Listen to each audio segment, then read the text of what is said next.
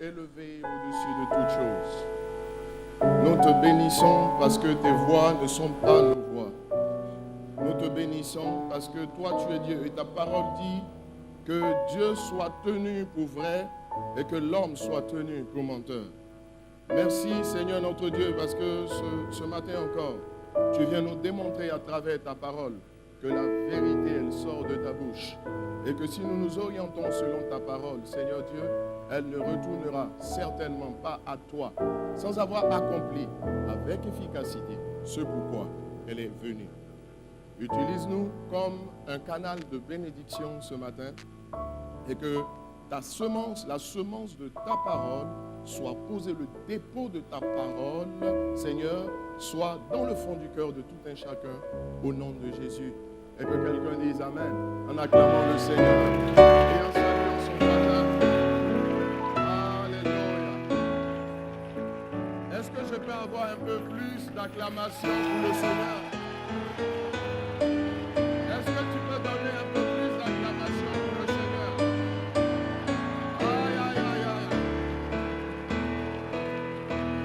I love my Jesus. Il est unique en son genre. Personne ne peut se comparer à ce Dieu. Lorsqu'il parle, il accomplit ses desseins. Et ce que j'aime chez ce Dieu, c'est qu'il n'a besoin du conseil, ni de l'appui de personne pour accomplir ce que lui-même il a prévu depuis les siècles, depuis les âges d'accomplir. Et la Bible nous déclare que lorsque les temps sont accomplis, plus rien ni personne ne peut s'opposer à la réalisation, la matérialisation, à l'accomplissement de ce que Dieu a prévu et de ce que Dieu a arrêté. Alléluia. On va se rasseoir dans la présence du Seigneur. Que le nom du Seigneur soit béni. Je suis confronté à un dilemme ce matin. J'ai beaucoup à dire, j'ai très peu de temps. Mais le Saint-Esprit saura faire la synthèse pour moi. Pour qu'on aille à l'essentiel. Quelqu'un dit Amen. Alors, je bénis le Seigneur parce que je crois que tout le monde ne prêche pas à Kodesh. Et prendre la parole à Kodesh, je mesure ma responsabilité. Nous mesurons notre responsabilité. Et en même temps, nous bénissons le Seigneur pour le Père de cette maison, que j'appelle aussi mon pasteur, mon mentor, mon coach dans la vie, et même mieux, mon prophète. Alléluia. Que le nom du Seigneur soit béni, que Dieu bénisse son serviteur, que Dieu bénisse aussi maman, n'est-ce pas, même si elle n'est pas là ce matin, et que le Seigneur bénisse aussi toute cette équipe formidable qui d'arrache-pied travaille, n'est-ce pas, à l'expansion, à la croissance, à l'évolution, n'est-ce pas, de l'œuvre de Dieu dans ce pays et dans le monde entier. Quelqu'un dit Amen. Le thème que j'aborde ce matin, c'est la révélation des fils de Dieu. La révélation des fils de Dieu. Je crois que la meilleure des choses qui aurait pu nous arriver, c'est que Dieu fasse de nous ses enfants. Alléluia. Là, quand je dis enfant, le grec emploie le mot teknon, c'est-à-dire les progénitures du Seigneur. C'est un privilège. C'est un privilège d'être teknon de Dieu. Tout à l'heure, nous allons voir que parmi les teknon, la progéniture du Seigneur, il y a ce qu'on appelle les népios, qui sont les enfants, et les iuos, qui sont les adultes, n'est-ce pas? C'est-à-dire les fils. La Bible déclare en Romains au chapitre 4, non, au Romains du moins, au chapitre 8, au verset 19, on verra le chapitre 4 après. Romains chapitre 8, verset 19, que la création attend avec un ardent désir la révélation, apocalypsis, comme le grec le dit, n'est-ce pas? C'est-à-dire lever un coin de voile, manifester, n'est-ce pas? La manifestation des fils de Dieu. Alléluia. Il me semble que dans la vie, vous n'attendez pas ce dont vous n'avez pas entendu parler. Si vous n'avez pas entendu parler de quelque chose, vous n'attendez pas la chose. Mais quand vous avez entendu parler d'une chose, alors vous l'attendez. Et quand la Bible parle de la création ici, c'est l'humanité excepté nous, les chrétiens, nous, les fils de Dieu. C'est-à-dire, certains les appellent les païens, d'autres les appellent les gentils, la Bible les appelle les nations, mais c'est tous ceux qui ne connaissent pas le Seigneur. Ils attendent, contrairement à ce qu'ils montrent, n'est-ce pas? contrairement à leur dénégation publique. Ils attendent avec un ardent désir que toi et moi, Dieu nous révèle. Alléluia. Ils attendent. Tout à l'heure, je vous expliquerai pourquoi ils attendent. Ils attendent, je le disais, parce qu'ils ont entendu parler. Ils en ont entendu parler. En Romains au chapitre 5, au verset 17, que dit la Bible? La Bible dit que si par un seul homme, n'est-ce pas, le péché est venu dans ce monde, aussi par un autre seul homme, écoutez-moi bien, la justification qui donne la vie est aussi venue, n'est-ce pas? Afin que, Romains chapitre 5, verset 17, afin que ceux qui reçoivent l'abondance de la grâce, ceux qui reçoivent l'abondance de la grâce et le don de la justice, parce que la justification, le processus par lequel Dieu nous déclare juste, c'est un don. Nous avons juste cru en Christ, on n'a rien fait d'autre. Donc ceux qui reçoivent l'abondance de la grâce, vous comprenez donc que la grâce est une notion qui grandit, qui évolue, elle est évolutive dans la vie d'un enfant de Dieu, n'est-ce pas? La Bible dit Jésus croissait en grâce et on statue devant Dieu et devant les hommes. La grâce grandit, elle évolue, elle a des proportions dans la vie d'une personne. Il dit ceux qui reçoivent l'abondance de la grâce et du don de la justice, n'est-ce pas? La Bible déclare aussi ceci, vous l'avez déjà lu, et c'est Paul qui le dit, il dit que la grâce du Seigneur Jésus-Christ de Nazareth vous soit multipliée. Par quoi? La connaissance de notre Seigneur Jésus-Christ. Plus vous connaissez Dieu, et quand je dis connaître ici, s'il vous plaît, il y a beaucoup de mots grecs qui sont traduits en français par connaître, n'est-ce pas? Il y a le gnosis qui est la connaissance générale, n'est-ce pas? Une connaissance non personnelle, c'est la connaissance scientifique d'une réalité, n'est-ce pas? Il y a le gnosis. Après le gnosis, il y a le ginosko. Ginosko, c'est connaître par révélation. Mais vous pouvez savoir des choses par révélation que vous ne pratiquez pas, donc elles ne vous transforment pas. Mais qu'est-ce qui va donc se passer? Il y a un troisième mot qui traduit, n'est-ce pas? Le mot connaître, c'est le épiginosko. Épiginosko. Alléluia. Voilà. Donc c'est ce épiginosko. Quand il dit que la grâce du Seigneur Jésus vous soit multipliée par la connaissance épiginosko. Connaissance épiginosko. Ça veut dire quoi? Je sais quelque chose par révélation, je sais quelque chose de manière personnelle parce que je l'ai appris dans ma relation avec le Seigneur. Mais même mieux, je pratique ce que je sais. C'est pourquoi Jésus dit, si vous savez ces choses, vous êtes heureux, pourvu que vous les pratiquiez. Que quelqu'un me dise Amen. C'est de cela connaître. Il dit que si tu connais épiginosko, avant je m'arrêtais au ginosko, jusqu'à ce que je comprenne qu'il y a mieux que le ginosko, il y a le épiginosko, alléluia. Jusqu'à ce que vous épiginosko une réalité, vous comprenez, la grâce ne grandit pas, c'est pourquoi vous connaissez, beaucoup connaissent la Bible de mémoire, ils connaissent toute la parole de Dieu, mais elles ne changent rien dans leur vie. Pourtant il est dit que la parole de Dieu ne retourne pas à Dieu sans avoir accompli avec efficacité ce pourquoi elle a été apportée. S'il y a un problème, ce n'est pas Dieu. Quelqu'un me dit Amen. Regarde quelqu'un à côté, dis-lui, c'est le temps du épiginosko. Alors il dit que lorsque l'on rentre dans la connaissance épiginosko, la grâce grandit. Il dit donc que ceux qui reçoivent, Romains chapitre 5, verset 17, ceux qui reçoivent l'abondance de la grâce et du don de la justice, qu'est-ce qu'ils feront? Régneront. Ils régneront. Ils régneront. Ils régneront dans la vie. Dans la vie. Stop, wait. Dans la vie. Dans la vie. Vous savez ce qui est intéressant avec Zoé? Nous avons reçu le don de la justice en acceptant Jésus. Et la Bible dit qu'à tous ceux qui l'ont reçu, à tous ceux, elle a donné le pouvoir de devenir enfant de Dieu. Verset 4, n'est-ce pas? Et elle a donné le pouvoir donc de devenir enfant de Dieu. Quand nous sommes devenus enfants de Dieu en acceptant le Seigneur, qu'est-ce qui s'est passé? Nous avons reçu Zoé.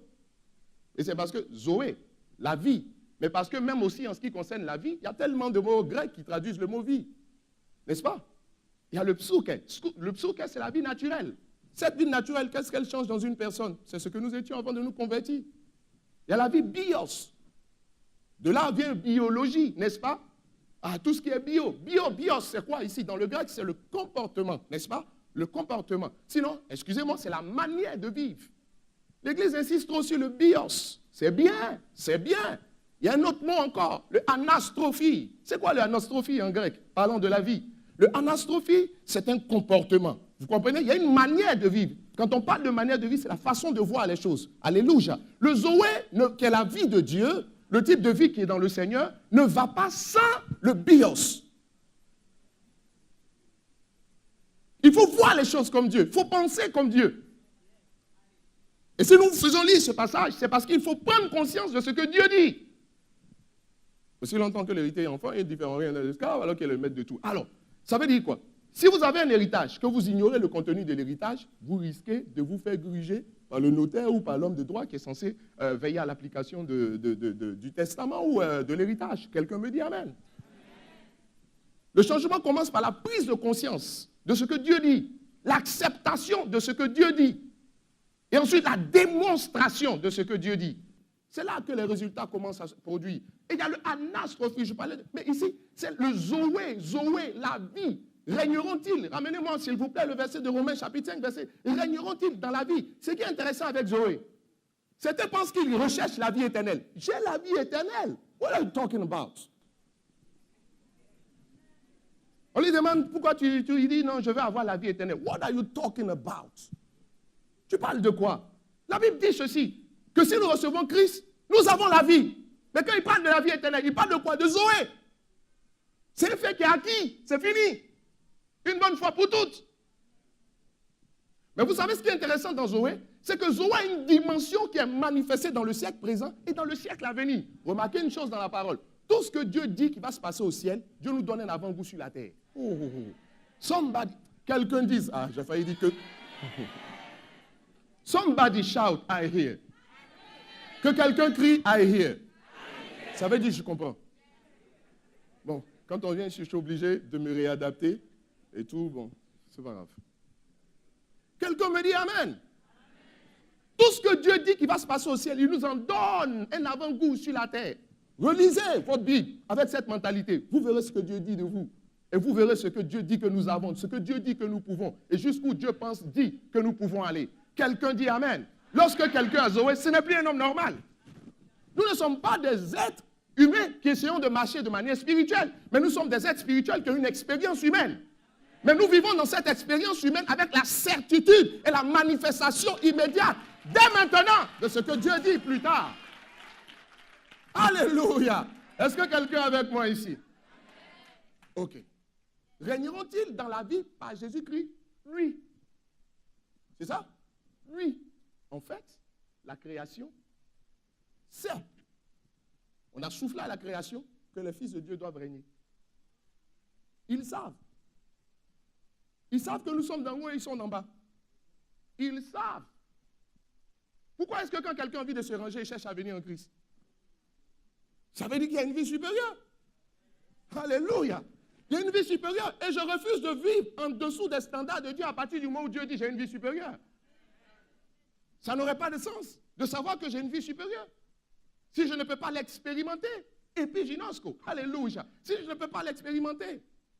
Ils ont appris que nous devons régner. Et vous savez, Dieu nous a intronisés. C'est trop fort pour certains. Dieu nous a intronisés. Éphésiens chapitre 1, verset 20 nous dit quoi? Nous dit que... je ne sais même plus par où commencer. Ok. Je commence par le verset 17. Sa divine puissance nous a donné tout ce qui contribue à la... Bon, ça c'est un autre passage. La Bible dit qu'il illumine les yeux de vos cœurs. Afin que vous compreniez, comprehend, katalambano. Ça veut dire quoi? Regardez, je peux dire tu reçois un SMS, c'est une réception passive. J'ai dit j'ai reçu un SMS, tu as fait quoi pour recevoir le SMS? Tu as dû le lire. Et puis je dis je reçois quelque chose, c'est que je vois passer la chose et je dis stop, je suis là. Et je m'accapare à la chose. Katalambano. Il dit, afin que vous compreniez, Katalambano, quelle est l'espérance qui s'attache à son appel? Et quelle est envers nous qui croyons l'infinie grandeur de sa puissance, se manifestant avec efficacité par la vertu de sa force. Oh God, quel Dieu! L'infinie grandeur de sa puissance qui se manifeste avec efficacité. Je ne peux pas échouer. Stop, je ne peux pas échouer. Il dit l'infinie grandeur de sa puissance qui se manifeste avec efficacité. Comment? Par la vertu de sa force. La force n'est pas la puissance. Je suis désolé.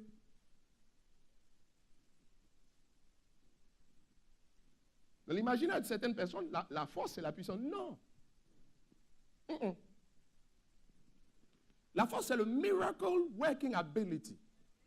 La capacité d'accomplir des miracles. Ça veut dire le miracle. Ça veut dire quoi? Dieu est efficace dans notre vie. Et comment il demande son efficacité? Par des miracles. Je dis à une personne, chaque jour que tu te lèves, attends-toi à un miracle. Ah! Le miracle doit être banalisé dans ta vie. Ça doit être un fait ordinaire.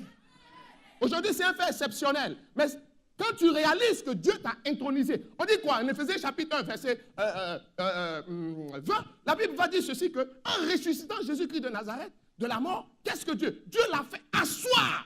Dis avec moi, asseoir. Le grec traduit intronisé.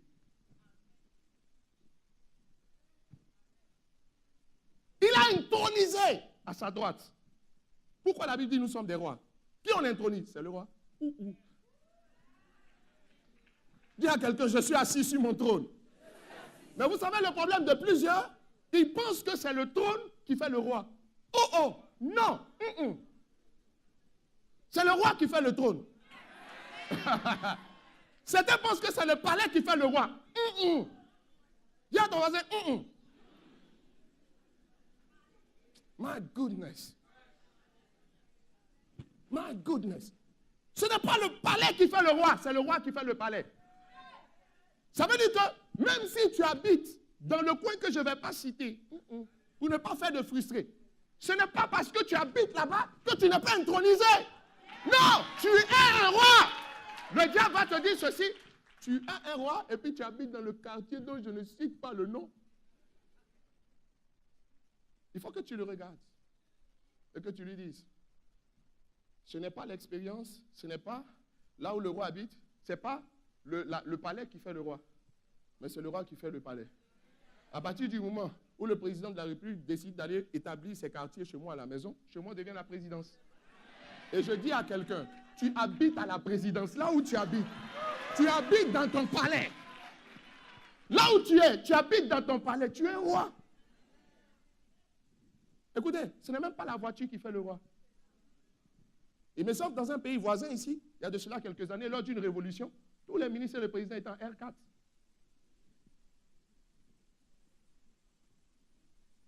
Ça veut dire quoi? Est-ce que c'était pour autant? Est-ce que c'était la Range Rover? Est-ce que c'était la Lamborghini qui fait le... Non! Ce n'est pas la voiture. Peu importe la qualité de la voiture que tu as aujourd'hui. À partir du moment où toi tu es roi, à partir du moment où le président à cette époque dans ce pays-là habitait et roulait en R4, la R4 devenait la voiture présidentielle. Ah! Je suis en train de dire à quelqu'un, Dieu t'a intronisé. Écoutez, nous sommes des êtres spirituels, donc nous marchons avec une sagesse spirituelle. Nous ne marchons pas avec une sagesse humaine. Nous marchons avec la sagesse spirituelle. Qu'est-ce que la sagesse humaine dit? La sagesse humaine ne parle que de ce qui est déjà manifesté. La sagesse spirituelle parle de ce qui va se manifester. Ce n'est pas encore manifesté, mais ça va se manifester. Et l'apôtre Paul dit, nous en parlons. Non pas avec des discours qu'enseigne la sagesse humaine, mais avec des discours qu'enseigne la sagesse divine. Ça veut dire quoi? On dit, tu dis tu es un roi. Tu n'as rien, tu dis tu es un roi. Tu dis stop. Vous avez le droit de ne pas savoir, et je vous le concède. Mais sachez une chose, sachez simplement que la Bible dit que le faible dit je suis fort. Je suis un roi. On demande à quelqu'un, est-ce que tu as eu l'examen? Tu dis j'ai déjà eu. Il dit mais tu as eu combien de points? Tu dis oh stop, ignorant, j'ai déjà eu. Quelqu'un me dit amen. Est-ce que quelqu'un avec moi ici ce matin acclame le Seigneur? Oh. Quelqu'un dit la révélation. Nous sommes intronisés. Il nous a intronisés. Pourquoi? Jésus est assis à la droite. Donc Dieu l'a intronisé. Dites-moi, comment on appelle l'église? Le corps de Christ. Est-ce que la tête d'un homme va sans son corps? La tête et le corps vont ensemble. Sinon, c'est un monstre. Là où la tête est, le corps est forcément là. Les deux sont indissociables. Ça veut dire que lorsque Christ s'assied sur le trône, tu étais assis avec lui sur ce trône. Tout ça, toi tu ne le sais pas, mais Satan le sait. Les démons le savent. C'est pourquoi on t'attaque autant. J'ai souvent dit, mais allez attaquer les gens là où il y a... Les voleurs, souvent, je ne les comprends pas. Les endroits où il y a l'argent, tout le monde connaît. Mais c'est sur toi, ils s'acharnent. Pourquoi il s'acharnait sur Jésus alors que Jésus n'était qu'un bébé? Donc, à la limite, né dans une bergerie. Il n'avait même pas de vêtements, je suppose. On veut être élégant, on dit là. Il n'avait même pas de vêtements. Alléluia. Quelqu'un qui est censé ne rien avoir, pourquoi on s'attaque à lui? Because this guy is somebody. Alléluia. Dis à quelqu'un à côté de toi, tu ne te rends pas compte, mais tu es plus puissant que tu ne penses que tu es puissant.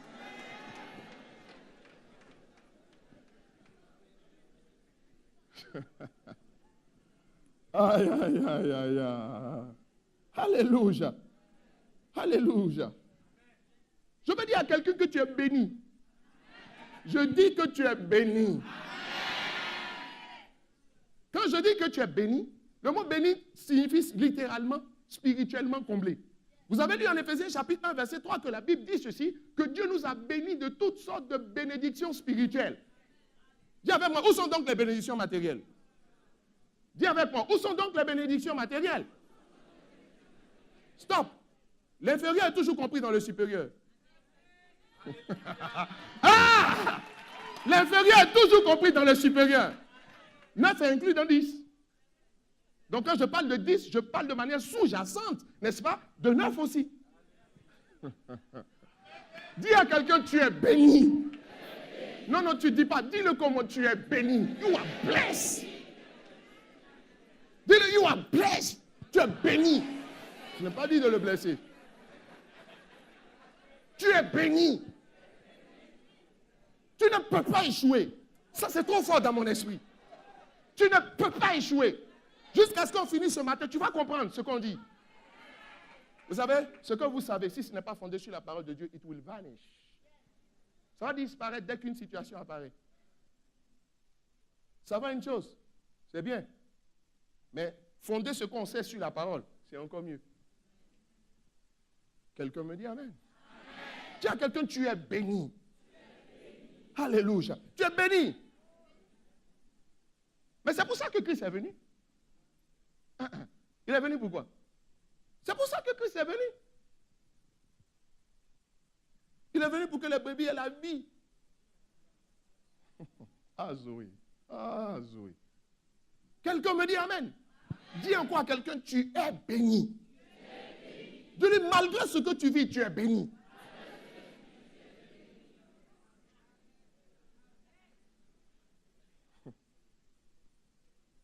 Ce n'est pas ton expérience qui te définit, c'est toi qui définis ton expérience. Quelqu'un me dit Amen. Lorsqu'Israël essayait de rentrer à Canaan, remarquez, beaucoup sont morts dans le désert. Beaucoup sont morts dans le désert. Et souvent, certains s'asseyent, ils pensent, ils réfléchissent. Dites-moi, est-ce que tu peux être dans ce chapiteau et puis en dehors de ce chapiteau? Sinon, tu es un sorcier. Et les sorciers, on les délivre. Je ne peux pas être à la fois dans le chapiteau et en dehors du chapiteau. C'est pourquoi je ne peux pas, regardez, je ne peux pas être à la fois béni et maudit. Ce n'est pas possible. Ce n'est pas possible. How can it be possible? Ce n'est pas possible. Ça ne peut pas être possible. Ça ne peut pas être possible. Alléluia. Vous savez, dans la vie, soit vous régnez, soit vous vous éclipsez. Oui. Soit vous brillez, soit vous vous éteignez. On ne peut pas briller et s'éteindre en même temps. C'est pourquoi je vais dire à quelqu'un, j'ai dit tu es béni. Amen. Tu ne mourras pas aux portes de ton palais. Amen. Tu ne t'arrêteras pas aussi aux portes de ton palais. Amen. Ce palais-là a été fait pour que tu le possèdes. Ce n'est pas pour que tu le contemples. C'est pour que tu le possèdes. Et je dis à quelqu'un, tu habiteras dans tes appartements. Amen. Je parle des choses spirituelles. Et l'inférieur compris dans le supérieur. Quelqu'un me dit Amen. Amen. Que quelqu'un me dise encore Amen. Amen. Ils sont morts dans le désert. Mais ce n'est pas possible que toi tu meurs dans le désert. Tu sais quoi? Parce que tu appartiens à la génération des Josué et de Caleb. La Bible dit... Ah! On dit qu'ils avaient un esprit différent. Ils étaient animés d'un esprit différent. Et nous sommes le prototype, l'archétype, la démonstration de ceux qui ont cru. Parce que si on est assis ici ce matin, c'est parce qu'on a cru en Jésus. Donc la foi, croire, c'est naturel pour nous. Tu ne mourras pas dans le désert. la rigueur du désert n'aura pas raison de toi. Peu importe les températures insoutenables et les serpents à sonnettes qui te distillent une musique nauséabonde de par l'effet qu'elle fait dans tes oreilles. Alléluia. Ce n'est pas possible. Le désert n'aura pas raison de toi. Tous les sorciers de ta famille ne peuvent pas avoir raison de toi. Je dis, tu ne peux pas être béni et maudit à la fois. Dieu a déjà déclaré, il t'a estampillé. Il a mis le cachet. Tu es déjà cacheté, authentifié, certifié. Je dis à quelqu'un, tu ne peux pas échouer. Si tu pensais que... J'entends les gens dire que la vie est une... Somebody shout, I hear. Ce sont mes habitudes traditionnelles.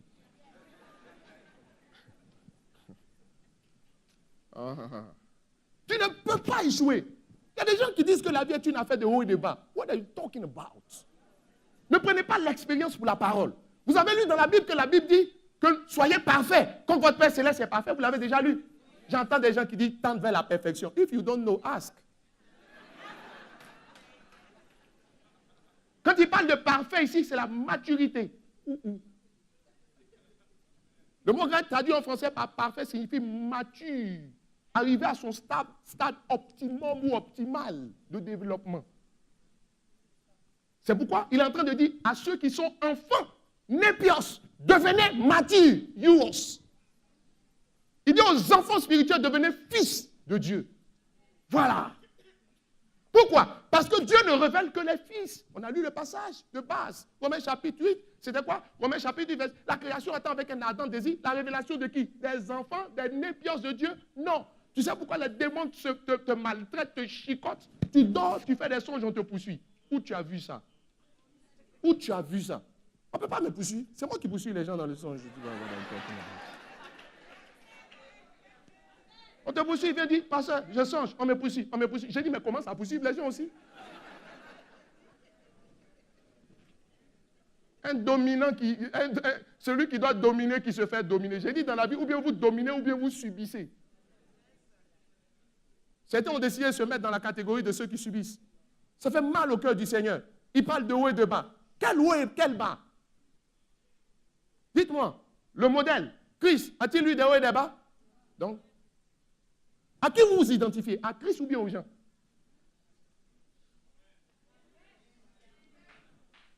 Quand vous fixez des objectifs, fixez-vous des objectifs dignes. Vous évaluez par rapport aux hommes, fut-il les plus loin? C'est à Christ que nous nous identifions. Et je n'ai jamais vu Christ avoir des hauts et des bas. Il y a certains qui ont envie, souvent. Ceux qui marchent avec moi savent que je ne parle jamais comme ça. Et ça me fatigue d'entendre des gens parler comme ça. Viens pour dire, il y a certains qui ont envie de dire, mes frères et sœurs, chers compatriotes de l'Église, la vie est devenue difficile. L'Église a des problèmes. L'Église a des problèmes. Il faut qu'on fasse quelque chose. Alléluia. Ils ont envie d'entendre ça. Vous imaginez un jour Jésus venu trouver Pierre pour dire, les amis, c'est chaud. Regarde, it doesn't make sense. Mon esprit a du mal à accepter ça. Jésus vient dire, non, vous voyez, c'est chaud. On va faire doucement, doucement, quoi. Là, je ne parle plus le français académique. On va faire doucement, doucement. Parce que la vie est devenue dure. C'est la récession, c'est devenu dur. Jamais Jésus n'a parlé comme ça. Si jamais Jésus n'a parlé comme ça, c'est que je suis censé être, toi aussi tu es censé être quelqu'un qui ne parle jamais de cette façon. Quelqu'un me dit Amen. Amen. Tu parles de haut et de bas? Ok, parlons de haut et de bas. Ça n'existe même pas. Jésus n'a pas connu de haut et de bas. Vous savez, est-ce que vous savez que dans la Bible, l'expression « n'aie pas peur », soit sans crainte, ou c'est synonyme, apparaît 365 fois. Prenez le Strong, la concordance exhaustive, Strong, Nouveau et Ancien Testament. Si vous voulez, je vous donne la page. Vous allez voir que dans les concordances, on vous met à combien de fois apparaît chaque mot, tous les versets. Comptez, ayez la curiosité, ayez la bonne concordance aussi. 365 fois, à votre avis. Mais vous remarquez étrangement que dans l'année, il y a 365 jours. What are you thinking about? Ah! Oh là là! 365 fois. Ça veut dire qu'il y a soit sans crainte pour chaque jour. Il y a un ne t'inquiète pas pour chaque jour. Jésus va-t-il vous dire ne t'inquiète pas s'il n'a pas déjà prévu la provision? Wait, attendez un peu. La Bible dit, les bontés de l'Éternel ne sont pas épuisées, ses compassions ne sont pas. Le terme, elles se renouvellent chaque. Il y a combien de jours dans l'année? 365. Donc il y a 365 renouvellements. Regardez, la Bible dit qu'il s'appelle Jéhovah Jireh, le Dieu qui pourvoit. Dis avec moi pourvoyeur. Dis avec moi le Dieu de la provision. Le mot provision est l'association de pro et vision. Vision, c'est voir. Pro, c'est avant. Ça veut dire que Dieu voit ton besoin avant même que toi-même tu n'identifies ce besoin dans ta vie. What are you talking about? Avant même que toi-même tu ne prennes conscience qu'il y a un besoin dans ta vie, Dieu a déjà vu ce besoin. Et il pourvoit d'avance. C'est pourquoi il dit ne t'inquiète pas, ne pleure pas, n'aie pas peur.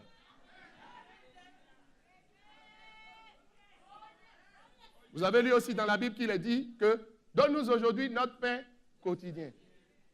Donne-nous aujourd'hui notre pain d'aujourd'hui. Vous savez que le pain quotidien, c'est la force, ce sont les opportunités. Je crois que le papa l'a déjà prêché. Où sont tes hauts? Où sont tes bas? Ça veut dire qu'il t'a donné ce qu'il faut pour ne pas avoir des hauts et des bas, mais toi tu as décidé d'être dans le bas. Dites-vous que vous n'échouerez jamais, ça me fait mal. Et je n'aime pas la galère. Laissez-moi vous expliquer pourquoi. Ce que Dieu révèle, ils ne peuvent pas connaître la galère. Écoutez, la révélation des fils de Dieu dont on parle, c'est quoi cette révélation? Révéler quelqu'un, c'est le manifester. Je vous pose la question. Est-ce qu'au jour d'aujourd'hui, Côte d'Ivoire est parti en Coupe du Monde, puisque c'est l'aide de la Coupe du Monde, même pas capable de battre les gens, la Grèce? On s'est arrangé pour prendre le pénalty à la dernière minute. Je dis on s'est arrangé. Et puis maintenant, vous imaginez Canal venir faire un entretien, un reportage ou bien un commentaire pour venir dire comment ils ont échoué. Jamais. Ils vont plutôt aller au Costa Rica. Voici une équipe qu'on n'attendait pas, qui est arrivée là où on ne l'attendait pas.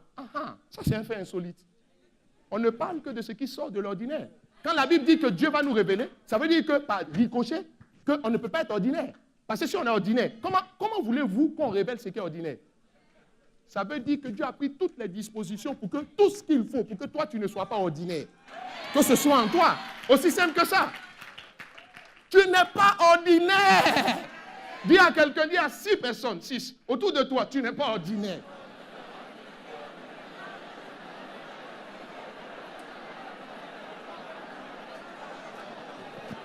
Et si quelqu'un est d'accord avec moi, qu'il se tienne debout et qu'il acclame le Seigneur. Aïe, aïe, aïe, aïe. Aïe, aïe, aïe, aïe. Oh! I love this God. Quoi? Ordinaire? Non! Vous savez, le problème de beaucoup de personnes... J'arrive. Je vous dis, j'ai beaucoup de choses à dire, je ne sais pas quoi dire, donc je m'arrêterai quand il faudra m'arrêter. Alléluia. Quelqu'un me dit Amen. Amen. Tu n'es pas ordinaire. Mais le problème de beaucoup de personnes, c'est qu'ils n'ont pas compris que Dieu fait des choses extraordinaires de manière ordinaire. Non, tu ne m'as pas compris. Tu n'es pas ordinaire. Mais le Dieu qui ne t'a pas rendu ordinaire, il fait des choses extraordinaires de manière ordinaire. Donc le fait que ce soit de manière ordinaire, tu as l'impression que tu es ordinaire. Tu n'es pas ordinaire. Tu es extraordinaire. Il fait des choses surnaturelles de manière naturelle. Donc tu as l'impression que, vous savez, quand tu vois, je l'aime beaucoup, Messi en train de contrôler le ballon, tu sais qu'il est né le ballon. Et puis il y a une façon de contrôler, tu penses que contrôler un ballon est facile. Go, come, I will give you a ball. Tu comprends un peu? Quand Dieu révèle une personne, tout le potentiel qui est dans la personne, tout ce qui... la Bible dit nous portons des trésors dans des vases de terre. De quel trésor il parle? Il parle de l'Esprit de Dieu. Et de quel trésor il parle? Du potentiel, des capacités que Dieu a mis en nous. Il dit nous les portons dans un vase de terre. Seulement on a besoin juste de nettoyer un peu. Et ça sort, ça brille. L'or se prend souvent, il y a de l'or alluvionnaire. Je sais de quoi je parle. Quelqu'un me dit Amen. Il faut dire simplement à quelqu'un, je suis un diamant que Dieu est en train de polir.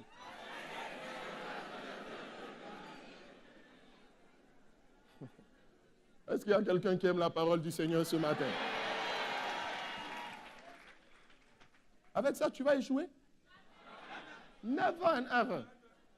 J'ai dit aux gens à l'église, arrêtez ceux qui viennent parce que je suis découragé. J'ai dit, ah! Tu dis quoi? Découragé. Découragé. Découragé. Et puis couragé. Je lui pose la question, qu'est-ce que tu as fait du pain quotidien que le Seigneur t'a donné? Il y a des gens qui se plaisent, ça dit, vous savez, c'est dans la nature humaine de vouloir se faire remonter quand ça ne va pas. Je dis, et puis quand il dit, tu es découragé, puis tu dis, non, tu sais, il ne faut pas te décourager, il ne faut pas te décourager. Puis j'ai compris. C'est les enfants qui font ça. Dieu ne révèle pas les enfants. On va passer tout le temps à te pouponner, te cajoler, te faire te câliner. Toute ta vie? Non! Tu veux pleurer? Pleure. Quand tu finis de pleurer, rejoins-nous. We are going somewhere. Nous allons quelque part. On a quelque chose à réaliser pour le Seigneur. On dit, fils, tu te comportes en népios. On dit, youos, les fils. Tu dis, je suis népios. On dit, youos et puis népios. Qu'est-ce qui est intéressant à entendre? Youos. Alléluia. Alléluia. Non, il faut que tu prennes la décision ce matin de devenir mature. Si tu es enfant. Alors, c'est quoi un enfant? C'est quoi un mature, selon Dieu? C'est quoi un népios? C'est quoi un youos? Il y a quelqu'un d'abord. Dis-lui, tu sais quoi? Dis-lui, tu sais quoi? Il faut que tu deviennes un youos.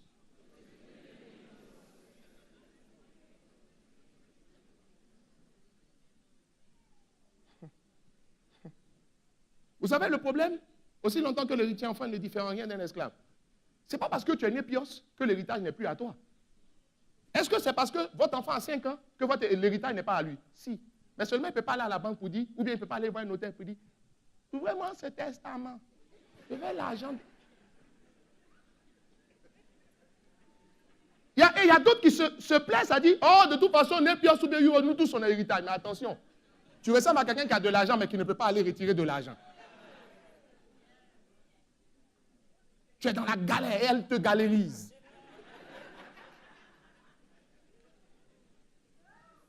Une galère galérisante, géographiquement reconnue, historiquement approuvée.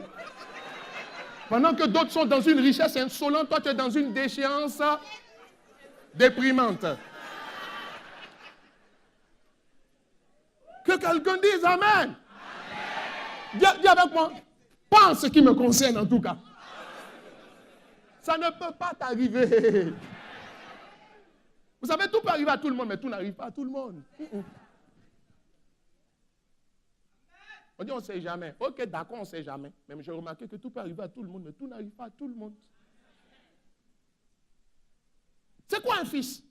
C'est quoi un fils? C'est quoi un youos? Il faut bien savoir. Je dis, deviens fils pour hériter du Père, parce que c'est cela que Dieu révèle. Premièrement, que nous dit la Bible? Prenons même Galates chapitre 4, verset 1. Aussi longtemps que l'héritier est enfant. Ça veut dire quoi? Il ne diffère en rien d'un esclave. Ça veut dire qu'un enfant, un népios, c'est un esclave amélioré. Comme le borgne au pays des aveugles. Vous ne vous rendez pas compte, mais quand vous êtes népios, enfant, même si vous avez accepté le Seigneur, votre expérience n'est pas différente de celle d'un esclave. Qui est-ce que la Bible appelle un esclave? La Bible appelle un esclave celui qui ne connaît pas Christ, qui est dans le monde, qui est esclave. Quelqu'un me dit Amen. Maintenant, je vous pose une question. Si le fils n'est pas un enfant, n'est-ce pas? Le fils n'est pas un enfant, mais l'enfant est un esclave. Quand on dit qu'il est esclave de ses passions, la Bible dit, chacun de nous est esclave de ce qui a triomphé de lui. Esclave de ses passions, esclave de ses humeurs. J'entends des gens dire, aujourd'hui je ne suis pas dans mon assiette. Tu veux qu'on te donne quelle autre assiette, camarade? What are you talking about? Arrêtez un peu avec ce genre de langage. Je ne suis pas dans mon assiette. Donc tu t'es limité à une assiette. Moi, ce n'est pas une assiette. Même pas une bassine ne peut pas me contenir. Aïe.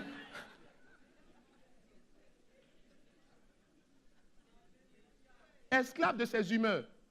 Même esclave aussi, j'ai envie de dire, de ses zones de confort. Chacun de nous a ce qu'il aime, ce qu'il n'aime pas. Mais en fait, ça veut dire quoi? Un fils, c'est celui qui accepte ou qui a accepté le brisement ou le renoncement à son moi. Il ne marche pas selon ses humeurs, ses émotions.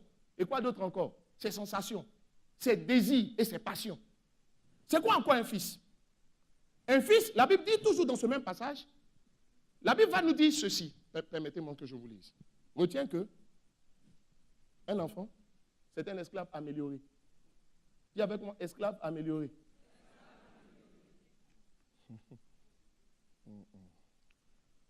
Juste quelques minutes.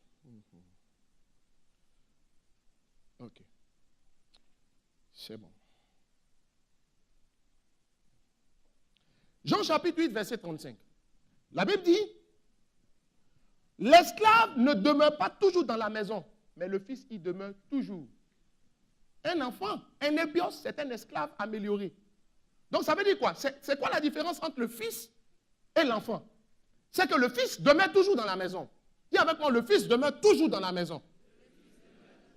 Ça veut dire qu'il ne fait pas des incursions dans le monde de temps en temps, selon que Dieu le bénisse ou pas. Mais dites-moi, tu marches avec Dieu parce que Dieu t'exauce ou bien tu marches avec Dieu parce que... Quelle est la raison pour laquelle tu marches avec le Seigneur? Parce que Dieu te bénit?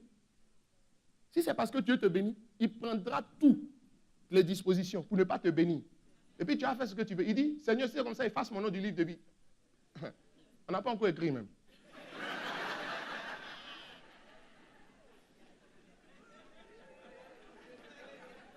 Comment veux-tu qu'on efface ce qu'on n'a pas écrit? Ceux qui disent ça, ce sont les Moïse. En fait, je vais vous expliquer. Dieu utilise les enfants, mais Dieu travaille avec les fils. Dans la vie, quand on dit on vous utilise, ce n'est pas bon. Personne ne veut qu'on l'utilise. Mais nous, on se plaint, on dit Dieu l'utilise. Hein? Non, non, non. Dieu travaille avec lui. Hein? Quelqu'un suit un peu avec moi ici? Il ne fait pas des incursions dans le monde de temps en temps pour aller voir à quoi ça ressemble. Qu'est-ce que j'appelle ces incursions? Un fils, ce n'est pas quelqu'un qui est rétrograde dans son esprit. Il peut venir à l'église et puis il a rétrogradé. Pourquoi? Vous savez? Parce qu'il y a des lignes rouges qu'il s'était imposées et il a laissé ces lignes rouges. C'est-à-dire qu'il autorise des compromis. Et il fait des compromissions dans sa vie. Un fils ne fait pas de compromission. C'est un esclave. C'est un enfant qui fait des compromissions. C'est un enfant qui est dans les compromis. Écoutez-moi bien. Je fais un constat. C'est que quelquefois, quelle que soit la faim qui ténaille le lion, vous ne le verrez jamais en train de brouter des herbes.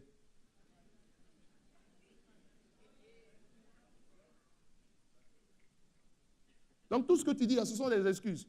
Et croyez-moi, si on devait comprendre, tes excuses sont logiques. Mais si tu penses que c'est normal et logique de voir un lion en train de brouter des herbes, alors vas-y. Tu te justifies là où Dieu veut que tu prennes des décisions. Dis à quelqu'un, sois un fils. Et comme le fils reste toujours dans la maison, ça veut dire qu'il est fidèle. Dis avec moi, il est fidèle.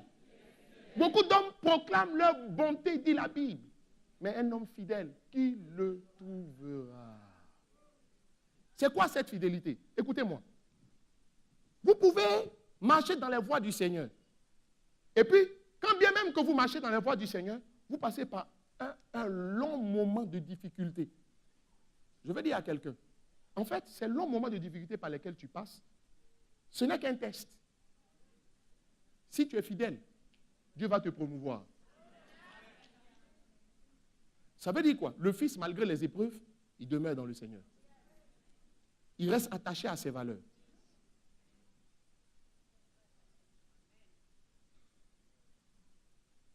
Alléluia. Il arrive des moments aussi dans la vie, vous avez l'impression que vous passez par un long moment où rien de bon ne se passe dans votre vie. Pourtant, vous écoutez la bonne parole, vous êtes au bon endroit au bon moment, mais rien de bon ne se passe dans votre vie. Un conseil, gardez le sourire. Gardez le sourire. Gardez le sourire. Et puis continuez de faire ce qui est bon selon la parole de Dieu. Très bientôt, vous allez voir votre récompense. David, qui est un homme qui, dans l'ancienne alliance, avait déjà vécu par anticipation l'expérience de la nouvelle création. Lisez la vie de David, il savait de quoi il parlait. C'est pourquoi on dit Jésus est fils de David. Il avait traversé les âges, traversé les testaments. David s'en va, il mange les pains de proposition. Il n'est pas sacrificateur. Au lieu de mourir, il ne meurt pas. Quelqu'un me dit Amen. Amen. Il y avait un sacrificateur en lui. Quelqu'un me dit Amen. Bon, ça, c'est une autre longue histoire. Mais je suis en train de dire, David qui a marché avec Dieu, il dit ceci. J'ai été jeune, maintenant je suis vieux. Jamais je n'ai vu le juste abandonné. Écoutez-moi, ni sa postérité mendier son pain. Donc ça veut dire que quand ta postérité mendie le pain, c'est parce que Dieu veut. On est d'accord au moins avec ça. Quelqu'un qui a connu Dieu, il dit, Dieu n'abandonne jamais le juste. Ça veut dire quoi? L'intégrité, ça paye. Non, non, dis à quelqu'un autour de toi, l'intégrité paye. Mais le problème de l'intégrité, dans la récompense que ça te donne, au lieu de prendre l'ascenseur, ça prend les escaliers. Et laissez-moi vous dire, je parle à une personne ici. Souvent, tu as tenu ferme. Mais maintenant, tu as deux doigts de passer de l'autre côté. Pourquoi? Parce que tu as l'impression que, bon, avec tout ce que j'ai fait, toutes ces années, je veux dire à une personne, remarquez bien une chose. Les périodes de votre vie, ou bien les saisons de votre vie, où vous sentez le plus le désir d'abandonner. Écoutez-moi, n'abandonnez jamais. C'est parce que vous êtes arrivé juste au point d'intersection de la bénédiction. Regardez. Wait. Imaginez-vous une montagne. Une montagne a deux versants. Dieu est d'un côté des versants. Il vient avec la bénédiction. Toi, tu es d'un autre côté. Pendant que tu montes, en fait, c'est tes montées qui font monter Dieu. Pendant que toi, tu montes, Dieu monte. Pendant que tu montes, Dieu monte. Tu es pratiquement arrivé. Et puis tu dis, je suis fatigué. Pourtant, Dieu aussi est arrivé exactement à la même distance de l'autre côté. Oh, si seulement avec les yeux de la foi, tu pouvais voir derrière. Heureusement que la Bible dit la foi regarde non pas aux choses visibles. Donc tu as la capacité de voir Dieu en train de monter. Il monte avec la cruche, il monte avec le pain, il monte avec l'eau, il monte avec la provision. Il s'appelle El Shaddai quand même. Il s'appelle El Shaddai. El, le Dieu tout-puissant. Shaddai, provision, ravitaillement. Ça veut dire quoi? Dieu est suffisamment puissant pour te donner la provision et le ravitaillement dont tu as besoin. De par lui-même. Sans l'appui de personne d'autre. J'ai envie de laisser tomber. Regardez, à quel moment Samuel est venu? Samuel dit à Saül, 7 jours, j'arrive, attends-moi. Quand je regardais, j'ai dit, mais certainement. Vous savez, il y a des moments où Dieu a envie d'en finir avec une personne. On va te pousser à la faute. 7e jour, je vous pose la question. Samuel est-il venu, oui ou non? Non, il n'était pas venu. Il voit le 7e jour, il dit, tu viens le 7e jour. Le 7e jour, il ne le voit pas venir. Voilà, il ne le voit pas venir. Et puis il dit quoi? Ah, mais quand même, on a dit 7 jours, il a attendu 7 jours, non? Il dit, bon, j'ai fait ma part. Il dit, les Philistins aussi pressent. Regarde, la vie te met, il y a une pression insoutenable que tu vis. Non, nous tous on est conscients. Yako, c'est insoutenable. Ah mon Yako.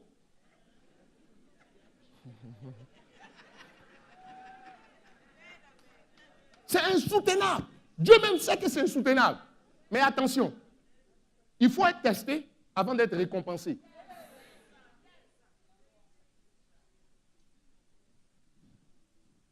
Il reste combien de temps? Yeah. Oh God. Dès qu'il a fini d'égorger le premier mouton, ou bien la première brebis, I don't know. Voici Samuel qui s'emmène. Prophète, toi aussi, tu es méchant aussi, quoi. Le monsieur, il était là tout le temps, il a attendu. Ça veut dire quoi? Les périodes où vous avez le plus envie de relâcher. C'est là juste que Dieu s'apprête à vous récompenser. Mais regarde, tu as escaladé une montagne, tu es pratiquement arrivé, n'est-ce pas, sur le pic, au sommet, et puis tu te décourages, et puis tu descends. Tu sais, la bonne nouvelle, tu seras obligé de remonter un jour. Et ce que d'autres appellent esprit de retard. Dites-moi, il y a un esprit de retard? Non. L'esprit de retard est le résultat de nos mauvais choix et décisions. Pas d'autre chose. If you want to cast out this kind of demon, si tu veux chasser ce type de démon, commence à prendre de bonnes décisions. Tu t'es arrêté. Mais le sommet de la montagne, tu es descendu. Dieu aussi descend. À la prochaine. Et c'est comme ça que vous créez des cycles d'échecs dans votre vie. Ça ne finit pas. Parce que tu t'es spécialisé dans l'abandon. Les fils ne renoncent jamais, n'abandonnent jamais. Quelqu'un me dit Amen. Amen.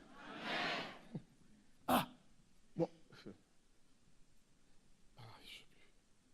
D'accord. Dis avec moi Amen. Amen. Je vais finir tout de suite. Je suis même obligé de partir.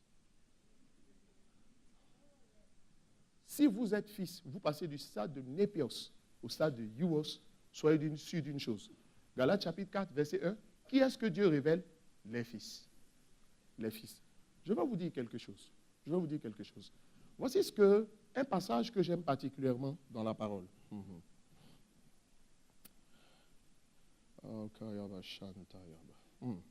Ésaïe chapitre 9, le verset 1. Dans d'autres versions, c'est Ésaïe chapitre 8, verset 23. Je ne sais plus. Voyez. La Bible dit, mais les ténèbres ne régneront pas toujours. Quand vous devenez fils, vous avez droit à l'héritage. Mais immédiatement, ipso facto, vous avez droit à l'héritage. Voici ce que la Bible dit. La Bible dit, mais les ténèbres ne régneront pas toujours sur la terre. Où il y a maintenant des angoisses. La suite du verset? La suite du verset, s'il vous plaît. Je lis ici. Ok.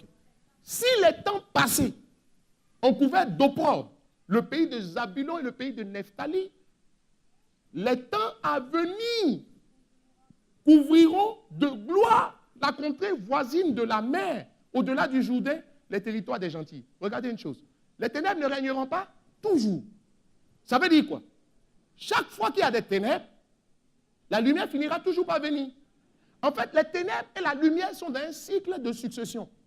Mais l'ordre de succession, les ténèbres viennent toujours avant la nuit, la lumière. C'est pourquoi tu as les problèmes que tu as aujourd'hui. Mais un problème vient avec sa solution. Est-ce que quelqu'un me suit?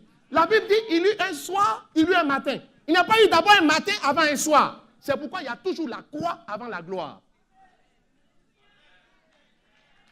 C'est pourquoi il y a toujours des problèmes avant les solutions. Que quelqu'un me dise Amen. Amen. Que quelqu'un dise encore Amen. Amen.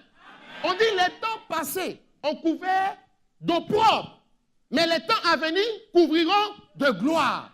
Attends-toi donc à la gloire. Attends-toi à un renversement de situation. Attends-toi à ce que les choses changent. La saison d'opprobre est passée et la saison de gloire est arrivée. Quelqu'un dit Amen. La situation que tu vis va changer. Je parle à une personne.